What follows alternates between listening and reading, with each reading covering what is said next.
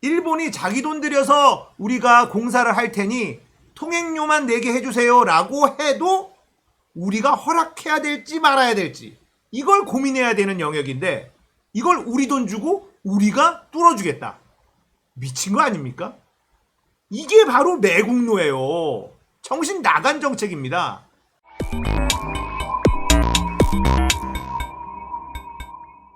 안녕하세요. 딱딱한 뉴스를 쉽고 재밌게 풀어드리는 시사건건 홀수영입니다. 자, 이번에 다룰 이야기는요.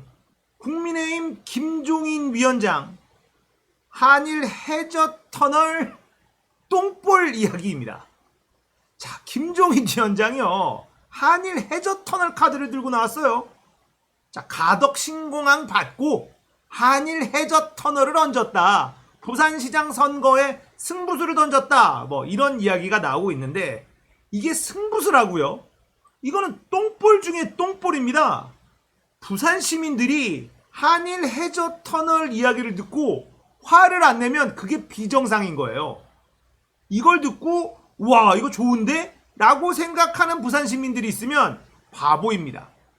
왜 바보인지 제가 설명을 해드리려고 해요. 자, 일단 김종인 영감님은요.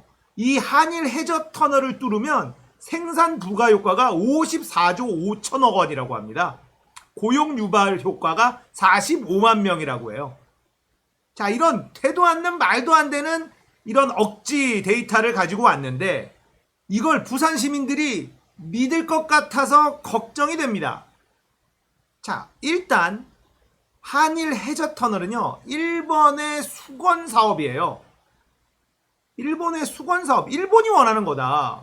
일본이 왜 원하겠습니까? 일본은 섬나라죠. 일본하고 한국하고 연결하는 해저터널을 만들 수 있으면 섬나라에서 육지로 연결되는 통로가 생기는 거예요. 대륙으로 갈 수 있는 길이 열린다 이거죠. 그런데 우리나라가 이걸 지어준다? 정신 나간 거죠. 거기다가 부산 시민들은 더 길길이 날뛸 수밖에 없는 사안입니다. 해양 물류가 부산으로 많이 들어와야 돼요. 거기다가 가덕신공항 같은 경우엔 이제 항공 물류까지도 이렇게 수용을 하겠다라고 하는 건데 해저터널은요. 육상 물류 수단이 생기는 거예요. 그러면 부산이 항구로서 거기다가 가덕신공항을 지어서 항공 물류의 또 하나의 거점으로서의 가치가 떨어질 수밖에 없다는 겁니다. 이걸 부산 시민들이 우와 좋은 정책이다 라고 생각한다면 큰일 나는 거라는 거예요. 이건 부산 사람들을 무시하고 기만하는 진짜 바보 같은 정책이다 라는 걸 꼭 알고 계셔야 됩니다. 부산에서 처리하는 해양 물류 상당 부분이요. 대일본 물류입니다. 그런데 이걸 해저터널을 뚫는다? 얼마나 많은 해양 물류가 육상 물류로 전환되겠습니까? 비용도 훨씬 싸고 빠를 텐데요. 이거는 부산 망하라고 고사 지낸 것과 마찬가지예요. 이게 생각이 없어. 그런데 문제는요. 이게 부산 시민들에게 먹힐지도 모르겠다라는 생각이 든다는 겁니다. 54조의 뭐 경제 효과 유발, 45만 명의 고용 창출. 예전에 MB 때 G20 우리나라에서 하면 몇 조, 몇십 조 경제 효과 나온다고 하지 않았었나? 다 어디 갔지 그 돈? 뻥입니다. 일본이 원하는 거예요. 자, 다시 한번 정리해 드릴게요. 이 한일 해저터널은요. 일본이 엄청 원하는 거라는 거. 철도가 우리나라 KTX 규격이 유럽 규격이에요. 일본 신칸센을 도입을 했으면 이 유럽하고 규격이 맞지 않아서 이 대륙하고 연결이 불가능할 뻔했지만 KTX는 그 신칸센 규격을 사용하지 않았거든요. 그러니까 일본은 한일 해저터널을 연결을 하고 자기네들이 철로의 규격을 바꾸고 서라도 대륙하고 연결하고 싶은 그런 상황이라는 겁니다. 그런데 이걸 우리가 우리 돈으로 연결을 한다? 정신 나간 짓이다. 일본이 자기 돈 들여서 우리가 공사를 할 테니 통행료만 내게 해주세요 라고 해도 우리가 허락해야 될지 말아야 될지 이걸 고민해야 되는 영역인데 이걸 우리 돈 주고 우리가 뚫어주겠다. 미친 거 아닙니까? 이게 바로 매국노예요. 정신 나간 정책입니다. 부산 시민을 너무 무시하는 그런 정책이다. 이걸 꼭 알고 계셔야 됩니다. 자, 김종인 영감의 또 다른 엇발질. 바로 문재인 대통령이 북한에다가 몰래 원전을 지어주려고 했었다라는 공격. 국정조사도 하자, 특검도 하자, 국민의 짐이 난리가 났는데요. 이게 지금 재밌게 돌아가는 상황이에요. 파면 팔수록 국민의 짐 쪽이 훨씬 더 악재가 될 수밖에 없는 그런 사안이라는 겁니다. 자, 문재인 정부는 탈원전을 추진한다라고 주장하고 출범한 정권입니다. 제가 늘 말씀드리지만 이 탈원전이란 말 자체가 맞지가 않아요. 이 말을 만든 사람이 진짜 이건 징계감이다. 공격을 너무 당해. 탈원전 안 했습니다.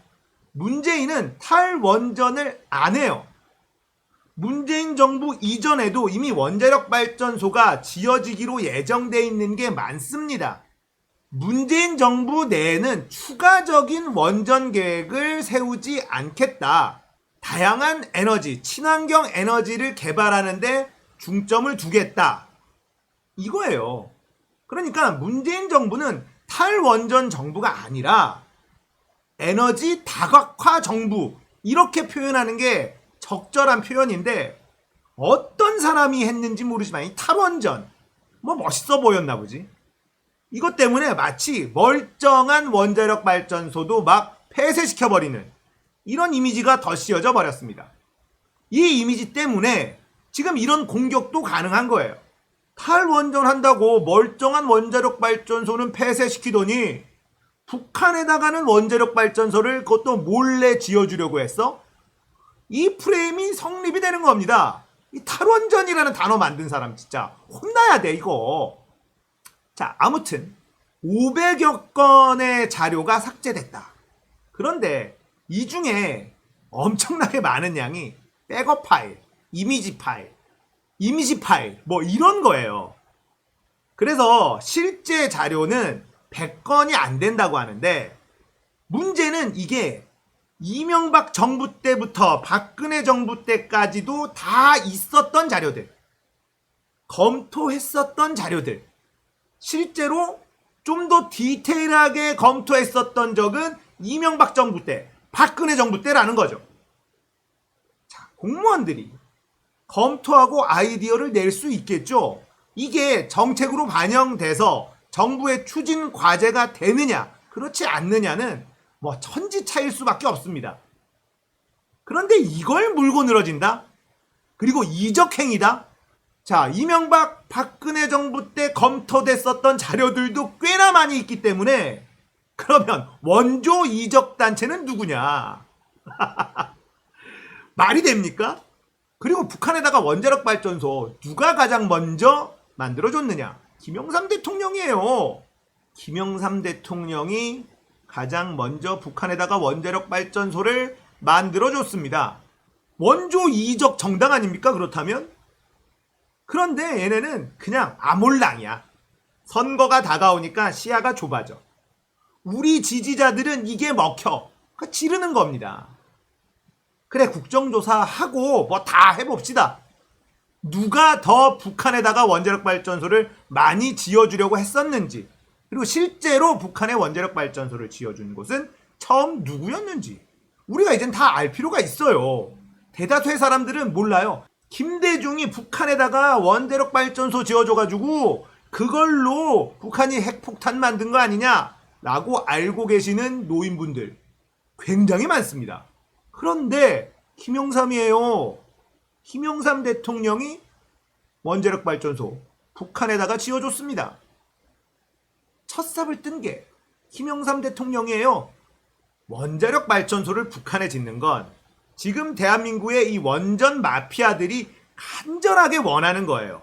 그러다 보니까 이 원전 마피아와 꿍짝이 잘 맞았던 이명박 정부, 박근혜 정부 때 북한에다가 원자력 발전소를 짓는 것에 대한 논의가 더 활발하게 이루어졌었던 것이 사실입니다. 자, 문재인 정부 때 원자력 발전소를 북한에 지어준다라고 한다면 원전 마피아들은 땡큐예요. 원전 마피아 조중동 원래 같은 편 아닙니까? 국민의 짐 다 같은 편인데 이걸 가지고는 갑자기 땡큐가 아니라 이적행위다라고 해버리니까 어리둥절한 거죠. 이명박 때 박근혜 때 북한에다가 원전 지어주려는 구체적인 계획까지 세워놓고 문재인 정부 때 요거 몰래 지어주려고 했다. 이적행위다. 이러고 있으니 뭐 누가 이적행위 먼저 했나 뭐 내기하는 건가? 말도 안 되는 거 아닙니까? 이 김종인 영감의 감각이 너무 떨어졌어. 그런데 문제는 이게 아직도 먹힌다는 게 문제예요. 우리가 알고 있어야 된다. 자, 정리합니다. 한일 해저터널 부산 사람들 뒷목 잡고 쓰러져야 되는 겁니다. 원전 관련 자료 삭제 사건 이명박 박근혜 건이 훨씬 더 많더라. 이걸 우리는 기억하면 됩니다. 자, 오늘 이야기 여기까지예요. 공감되셨다면 구독, 좋아요, 알림 설정 부탁드릴게요. 감사합니다.